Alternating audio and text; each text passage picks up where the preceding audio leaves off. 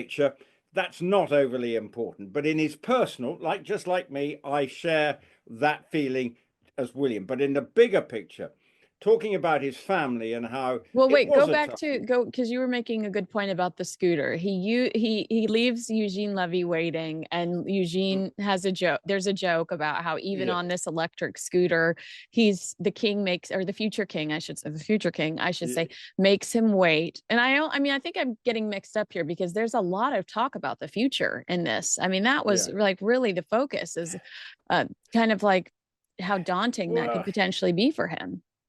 Well, let's be honest. The reality when you've got two members of your family covering in a cancer situation, you can.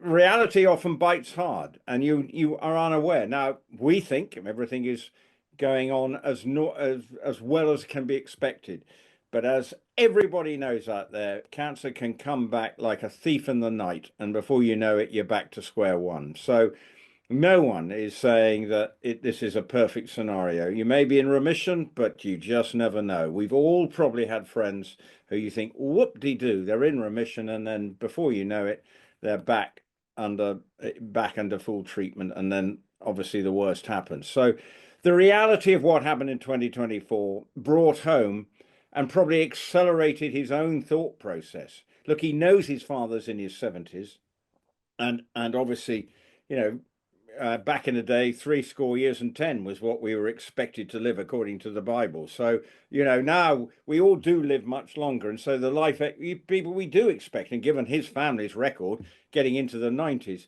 But I would say that it would have rammed home the reality of the situation.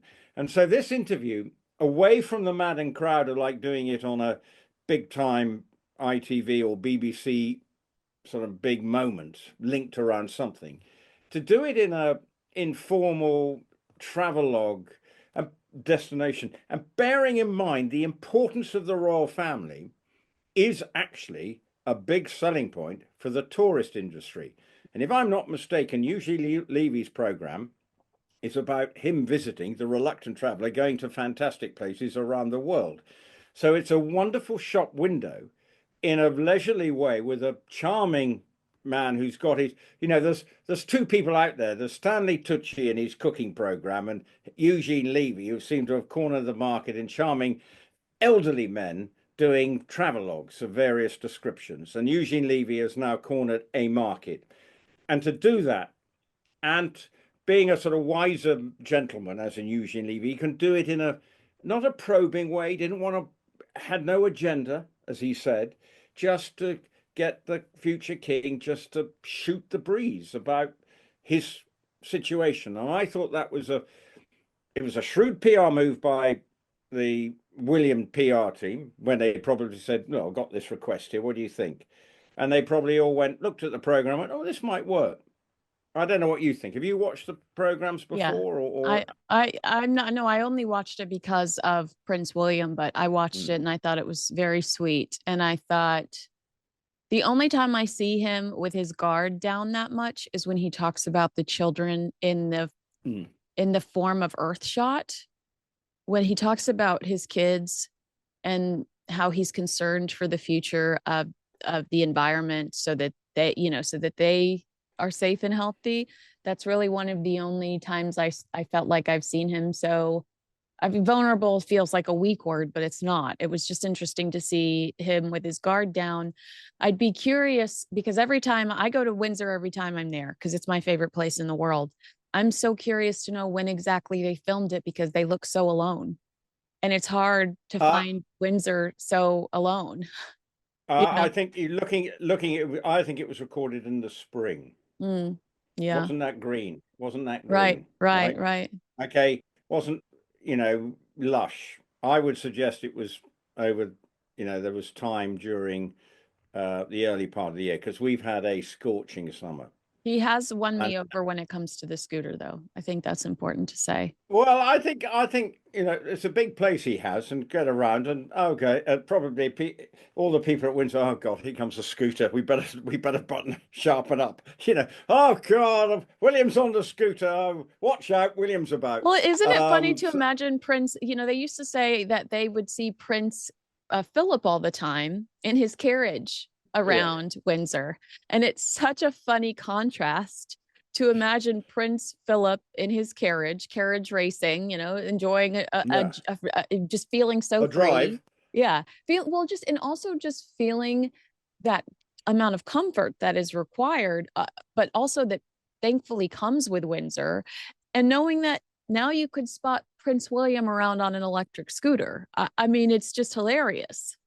Well, I think it just, he wants, it's a big, Windsor Great Park's not small, as you know. And Windsor just getting around, and he probably nips up to the office, probably in the castle from his cottage or whatever. So it probably just a bit easier to unplug the e-scooter and off he goes. But I think the whole tone of the program was interesting, and also the tone he wants for the monarchy. Now, people have some traditionalists say he's too informal. He's not a man who's read. He automatically goes to his tie cupboard, right? He would much be an open shirt, more informal. That's his thing, and I think that is the tone he wants to set. And I think it is interesting what he said about his children, not only within the Earshot Prize, because they've announced I think, nominations for the various prize categories for the big thing in Rio de Janeiro in November, but also the way they as a family operate. No mobile phones seems to be one of the things. They're absolutely verboten, and then the fact that they try and sit round and have a family meal at the end of the day. These are sort of old-fashioned, slightly traditional values for a man who also at the same time has very informal approach to it. But I think one of the things that you get through it is the family talk, and he wants them to feel they can talk to each other, and if they're frustrated, or talk about mum's illness, which is what one of the things just to say, not try and hide it away and say, oh, it'll be all right on the night, just to maybe tell them slightly the reality, maybe slightly sugarcoat it, but you know what I mean. For Louis, probably doesn't need to hear warts and all. And maybe George and Charlotte don't want to hear warts and all. I probably think they don't, but they want to know that mum's not great. We just got to be mindful. But looking at her now, she's out the back, climbing down steps in high heels that seem Backwards. to create us backwards. I mean, is that difficult? I don't know. And me I in high wouldn't heels I are wouldn't not. want to do it with a million cameras and video Yeah. cameras and photographers around. I could tell you that much. Well, I've never worn high heels, so I'm sorry, listeners, but Allegedly, viewers, but allegedly. allegedly.